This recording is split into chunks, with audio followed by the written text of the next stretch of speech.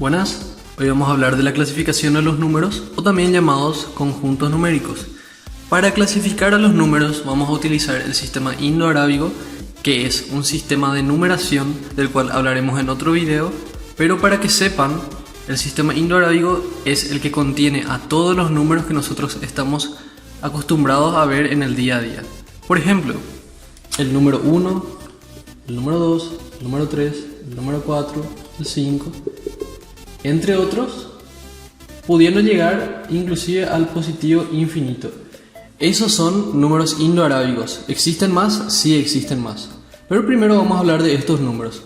Son los números que estamos acostumbrados a usar para contar cosas o para representar cantidad de objetos.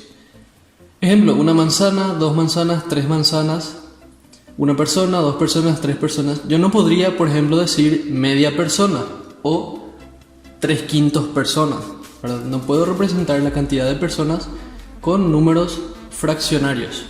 En este caso estoy hablando de números enteros y positivos, ¿sí? Estos tres puntitos lo único que significa es que contienen una cantidad de números que yo no conozco. Simplemente se continúa el conteo a partir del 5 hasta un número muy grande que viene a estar representado por infinito, ¿sí? Infinito es la representación de un número muy grande. Estos números que tengo acá, yo puedo agruparlos utilizando unos corchetes. En tal caso yo diría que tengo un conjunto de números agrupados que comienza en 1 y termina en un número muy grande que yo represento por infinito. 1, 2, 3, 4, 5, 6, 7, 8, 9, 10, 11, 12, etc. hasta llegar a infinito. En estos tres puntos están contenidos una cantidad de números que yo no conozco, o sea, no me interesa. Este conjunto de números enteros y positivos, que puede empezar en 1 o vamos a ver que puede empezar también en 0 dependiendo de la corriente que estemos considerando. ¿Qué significa eso? Hay gente que considera que el conjunto de los números naturales que está representado por una n, que sería el conjunto de estos números, es un conjunto que empieza con el número 1 y va hasta el positivo infinito. Los números naturales son los números que utilizamos para contar, ¿sí? Hay gente que dice que si yo voy a utilizar estos números para contar, no tiene sentido utilizar el 0 dentro del conjunto, porque si hay 0 objetos, no tengo ningún objeto que contar. Pero hay gente que dice que el 0 es justamente aquel número que indica la inexistencia de un objeto. Entonces 0 objetos me representa que no existe ningún objeto, por lo tanto dentro de estos números sirve para contar 0 objetos. Yo particularmente sigo la corriente que deja fuera de los números naturales al 0, pero nosotros preguntaremos a la profesora del curso probatorio de admisión si ella lo considera parte de los números naturales o no lo considera parte de los números naturales. Cada número natural puede ser representado sobre una recta, ¿sí? El número 1 lo representamos aquí, el número 2 acá, y así sucesivamente hasta llegar al positivo infinito, ¿sí? El inicio de esta recta, que posteriormente veremos que es la recta de los números reales, del cual voy a hablar próximamente, lo podemos considerar a partir del 1 porque estamos solo teniendo en cuenta los números naturales. Los números naturales. Esto vendría a ser un símbolo, ¿sí? Porque la n se escribe así, pero esto es lo que normalmente se acostumbra a utilizar para representar a los números naturales. Vendría a ser ya un símbolo. Si yo me pregunto qué hay de este lado de la recta, ustedes saben que a partir de acá, del 0, tenemos a los números negativos. Los números negativos no son considerados números naturales, pero sí son considerados números reales. Es decir, extendemos todo este concepto a más hacia la izquierda de la recta de los números reales y nos encontramos con los números negativos. Serían como el espejo de los números naturales a la izquierda de la recta numérica. Los números naturales dijimos que se usan para contar. Estos números que encontramos acá de este lado de la recta, los números naturales representan cantidades indivisibles de cosas que se pueden contar. Ejemplo, una persona, dos personas, tres personas. O inclusive decíamos que el 0 puede representar la ausencia de personas. Entonces, ¿qué serían los números negativos? Los números negativos serían números que representan la ausencia o la falta de algo. Por ejemplo, no tendría sentido decir negativo 1 personas, porque no existe negativo 1 personas. Negativo 1 personas vendría a ser una representación de que está faltando una persona. De igual manera hablamos del dinero. Por ejemplo, si yo tengo 1000, 2000, 3000, 4000 guaraníes, decir negativo 2000 representaría que yo debo o que me falta 2000 guaraníes, ¿sí? Pero ¿qué pasa con las cantidades que sí pueden ser divididas? Por ejemplo, una manzana. Una manzana está representada por este número, se representa acá sobre la recta numérica. Y yo sé también que puede ser dividida. Por ejemplo, yo puedo decir media manzana. ¿Dónde estaría representado eso? Ya sabemos que un medio está representado entre el 0 y el 1. Pero yo acá no estoy hablando todavía de ese tipo de números fraccionarios. Estoy hablando simplemente de números enteros, tanto positivos como negativos y el 0. Estos números que están representados acá componen lo que sería el conjunto de los números enteros. Sería un conjunto de números que le engloba al concepto del número natural, el 0 y los números negativos. Los números enteros vienen a estar representados por otro símbolo, que es esta Z, que lleva esta partecita que lo convierte en un símbolo, al igual que también la n de los números naturales. Tenemos entonces algo parecido a esto. Tenemos a los números naturales que están dentro de otro conjunto que serían los números enteros. Y hablábamos de que podíamos encontrar también sobre la recta numérica números fraccionarios. Esos números fraccionarios yo no los puedo ubicar dentro del conjunto de los números enteros, porque los números enteros son números que no se dividen, no están divididos. Yo no puedo decir media persona. Los números enteros representarían cantidades indivisibles, ¿sí? Ok. Entonces yo tengo que crear un conjunto aparte donde ubico a los números fraccionarios. Y los números fraccionarios nuevamente se van a dividir, ¿sí? A los números fraccionarios, como había dicho, yo los encuentro también sobre la recta numérica. Los encuentro entre cada número entero. Tengo, por ejemplo, acá un medio. Tengo acá 3 medios. Y así voy teniendo entre cada número entero cantidades que serían fraccionarias. Estas cantidades fraccionarias nosotros también sabemos que pueden ser representadas por números decimales o números que contengan coma, ¿verdad? Un medio se representaría también por 0.5, 3 medios se representaría por 1.5. Acá tenemos el 2.5 que vendría a estar representado por 5 medios. Como yo sé que es 5 medios, 1 medio, 3 medios, 5 medios, porque voy contando nada más 1 medio, 2 medios, 3 medios, 4 medios, 5 medios, 6 medios, y ahí notamos que 6 medios puede representar también al número 3, ¿verdad?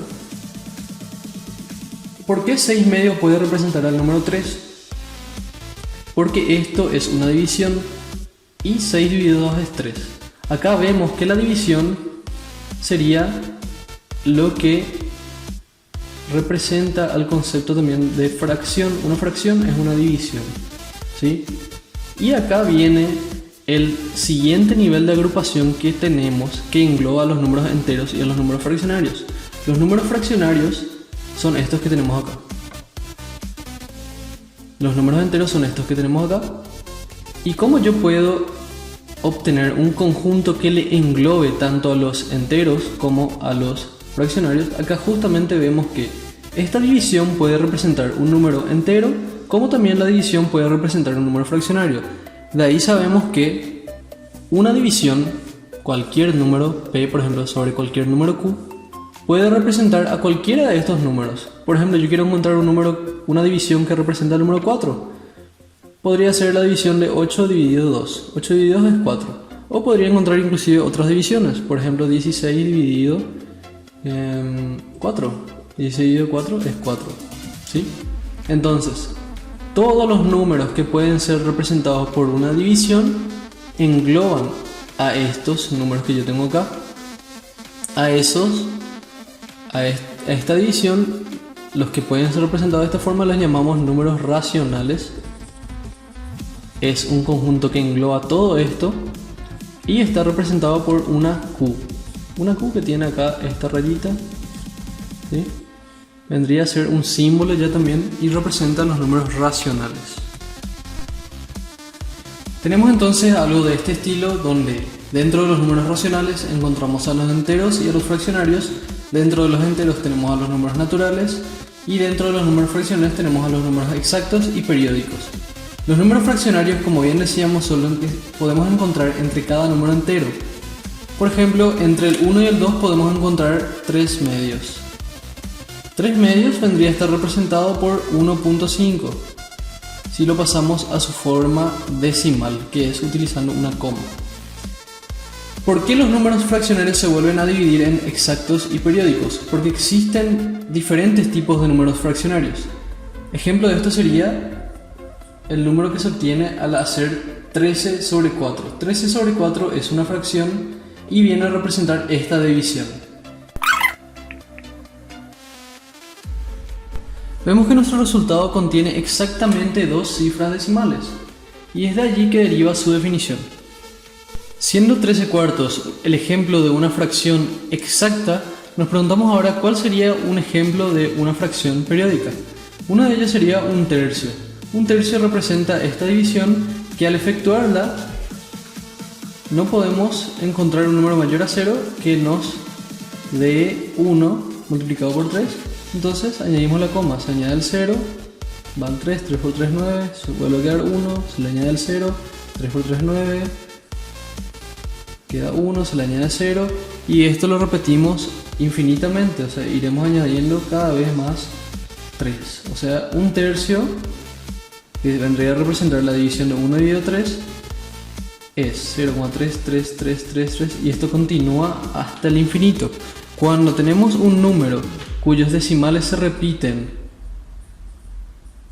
siempre, podríamos representar esto como 0.3 con un acento circunflejo. El acento circunflejo significa que el número que está después de la coma se repite infinitas veces. Y esto sería una fracción periódica pura. Luego nos encontramos con otro tipo de números que serían fracciones periódicas mixtas.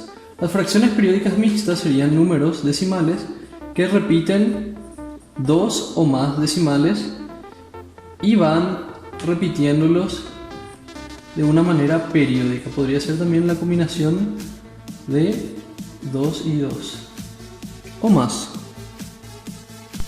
Ahora bien, si los números que repiten sus decimales de forma periódica o que repiten 2 o más decimales de manera periódica serían números fraccionarios exactos y periódicos, ¿qué pasa con los números decimales cuyas cifras no se repiten de manera periódica? Es decir, van apareciendo aleatoriamente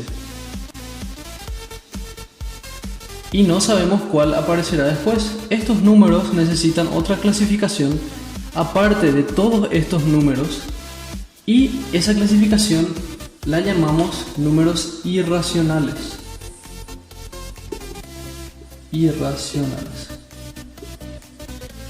Ejemplo de los números irracionales sería pi, cuyos decimales no conocemos en su totalidad, el número e. Otro ejemplo sería raíz de 2, aproximadamente 1.41, etc. Todos los números cuyos decimales no podamos predecir. Todos estos números constituyen el conjunto de los números reales, que se representan por este símbolo que vendría a ser una R, los números reales.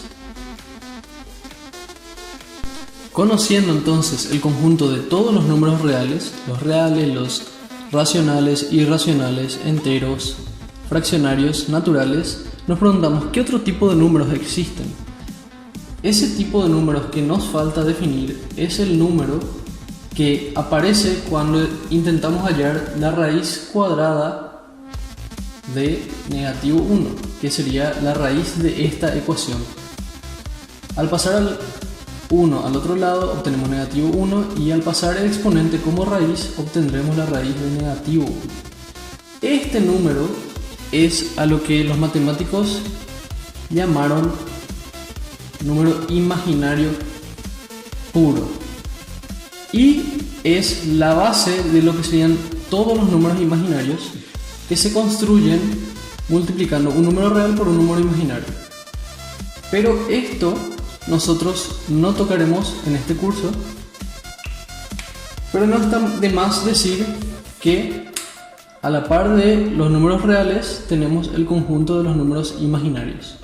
Y la combinación de los números reales con los números imaginarios generan los números complejos que están representados por esta C, números complejos, que serían de la forma real más menos un número imaginario. Con esto cerramos esta primera clase piloto, espero que sea de utilidad. Les dejo el documento completo en el Classroom para que lo lean, donde están las propiedades de cada conjunto numérico, y posterior a todo esto estaremos tomando una prueba también en el Classroom, así que a estudiar.